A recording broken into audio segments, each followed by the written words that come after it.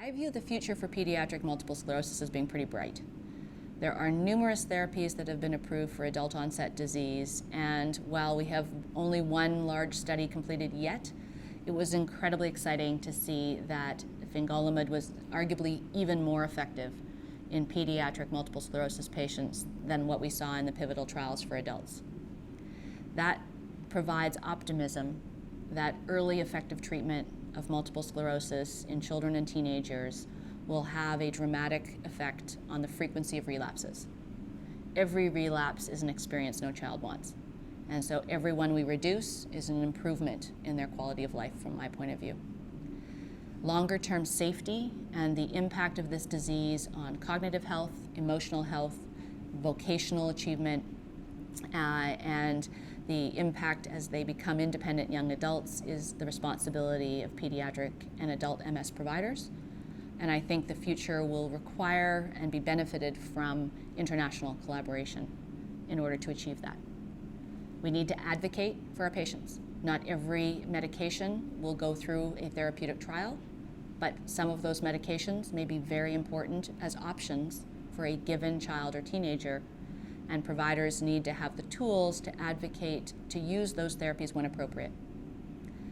Just as we need the advocacy and tools, we also need the knowledge and the responsibility to prescribe medications with thorough understanding of how they work, their safety, the pre-treatment monitoring, and the post-treatment monitoring in order to keep our patients safe. So my advice to community practitioners is partner with your regional experts. Reach out to the adult MS providers who probably have a greater experience with any one of the medications that might be prescribed. Consider a second opinion to be sure that the child or teenager does indeed have multiple sclerosis, and then consider shared care options where a regional expert may provide an annual visit and then partner with a community physician to share care, both optimizing expertise and minimizing travel. Reach out to your regional and national MS societies, both in the United States, Canada, and around the world. They are experts in the disease, they are experts in advocacy, they are certainly a support pipeline for parents and for the children and teenagers living with multiple sclerosis, and are an invaluable resource to our MS community. And finally, if you're a provider, please join the International Pediatric Multiple Sclerosis Study Group. When we know who you are, we can send materials, you can be brought to up to speed on new information, we can share best practice, and we can learn from each other. So those are my overall pieces of advice. And my closing comment would be that I think the opportunity to meaningfully alter the relapsing disease course of pediatric multiple sclerosis is incredibly high. And I think our patients are going to do a great deal better than perhaps we might have seen in the years past when treatment was far less available. The treatment of MS is only going to get better. There used to be no treatment.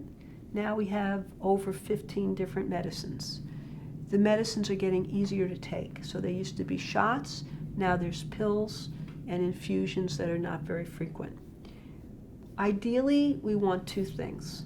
We want a medication that you take for a period of time, and some of these medicines aren't even now available, that you take for a period of time and then you're done, and you don't have to take them again. Maybe 10 years later you have to do a little something. But you want to have a long period of remission. But you want it to be safe. So that's critical. So effective but safe. And then the second thing, and I think 5, 10, maybe 15, I don't know exactly how many years it will take, we will get a drug or a medication that will promote remyelination and repair. That I'm sure of, and that will make a huge difference, and that will be really important and probably most effective if also started early. So then we'll be looking at a situation where even people who've suffered some injuries can have the hope that they can have better recovery and better function. My advice for the community neurologists who see kids is, number one, to recognize that although uncommon, MS in kids can happen. Number two, the MRI is a very, very powerful tool to help with the diagnosis. Number three, there are a tremendous amount of mechanisms to get help.